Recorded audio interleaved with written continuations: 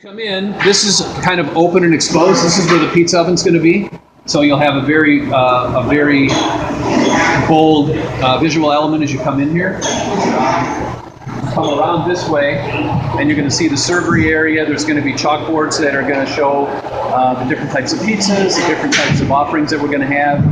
There'll be display racks between these pillars here, which will merchandise our bread selection from the retail bakery, and some other items that we're probably going to partner up with local businesses for. Maybe the Dark Horse, we might partner up with them for some of the coffee products that they're doing. Some local people here, even small things like there's a barber in town that makes his own pomade. So it would be a great vehicle to give some of these really small businesses an opportunity for us to sell their goods on consignment. No profit to us, but give them a little exposure to people.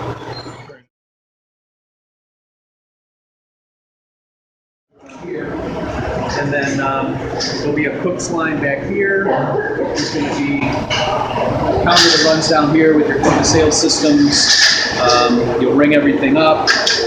You'll pick your orders up here. Everything back here is going to be a seating area. We're going to have about 45 to 50 seats.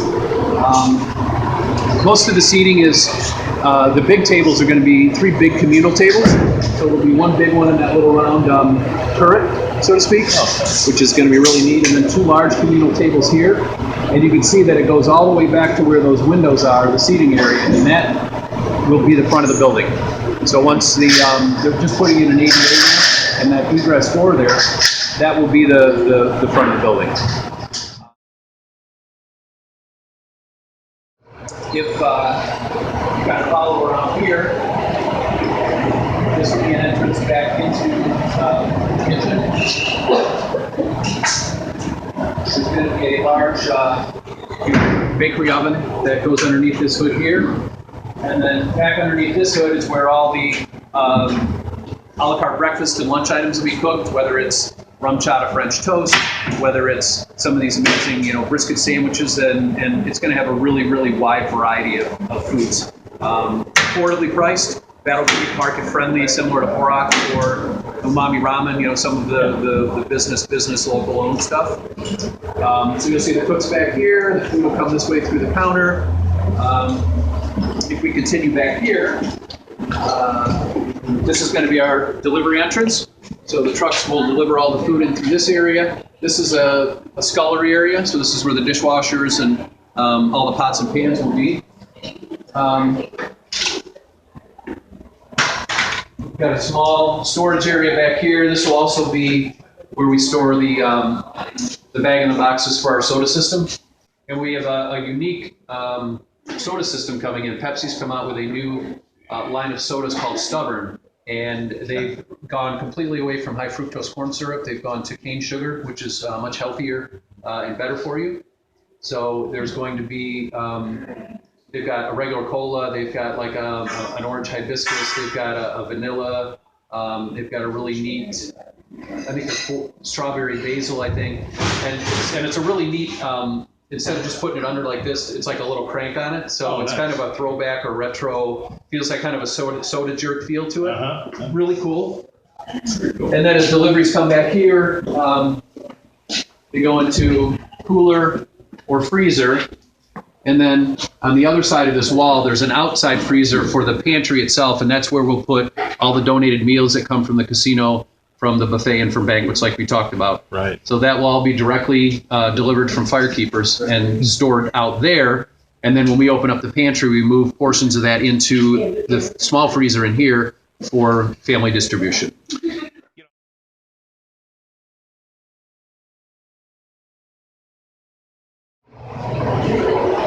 This took about 6 or 7 months to make. It's all got this beautiful red mosaic tile in here that kind of mimics the colors behind the fire hut. And then if you look inside here, you can see the stone that kind of rotates here. So as the pizzas go in, it takes roughly 90 seconds for the pizza to be completely done. This goes at 900 degrees.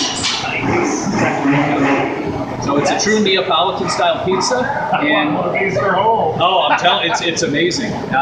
You wouldn't want the gas bill though, because that's probably going to be. But yeah, 2 rotations, and the pizza's done. So you need a pizza oven. You can't just call a Manna or Whirlpool.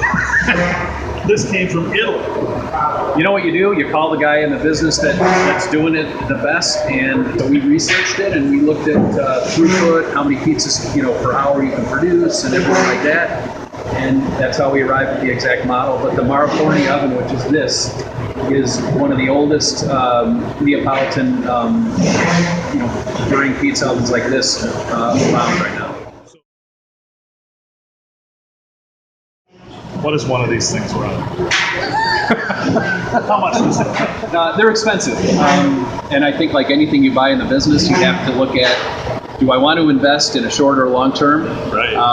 And I think everything we did from the concrete floors, instead of like a linoleum floor, they're safe. They're easier to clean. This here is going to be a 25 or 30 year pizza oven, and there's just a lot of quality and pride that goes into it, and really everything we picked in here, I think, mirrors our mission statement. Okay, so did I effectively dodge that question? You did, sort of, but 6 figures, 5 figures? No.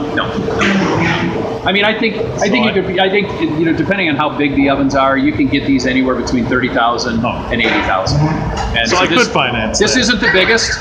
It's certainly not the smallest. Yeah. And you know what's cool? We've got a train going by now. This whole building used to feel like it was going to come down, and now with the new windows they put in, it's very, very.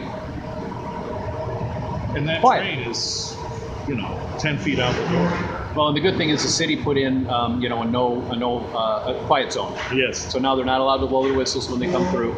And it's kind of cool. We'll do something neat in here when the train comes by, whether it's like a fresh chocolate chip cookie out of the oven or something. So make it lucky. If you're here at the right time, you might get like free chocolate chip cookies or something. I don't know.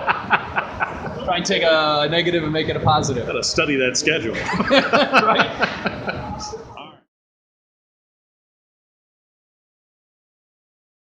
I'm still impressed about the idea that you drove by here and thought that's a good place for a restaurant, but then you had to come in here and try to make everything you need fit in here. And I presume that if you were to sit back and dream about building your own restaurant, that it might be more accommodating in some ways than this. Was it a challenge to make everything work? It was, and I can't tell you how many days and weeks we spent in here with blue painter's tape and dimensions of different things and trying to lay things out before we went back to the construction company. That pizza oven has been almost everywhere in this building at some point trying to figure out where we could do it.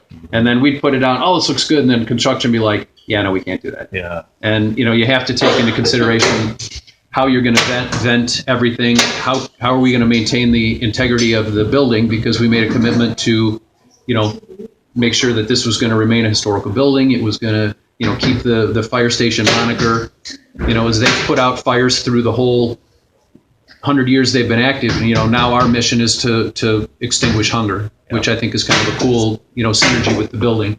So yeah, it was challenging, but that's kind of the fun part of it, is how can you take an existing building and try and do what you and your team have envisioned to do. And I think, like I said, I've been able to have the best collaborative group that I could ever ask for.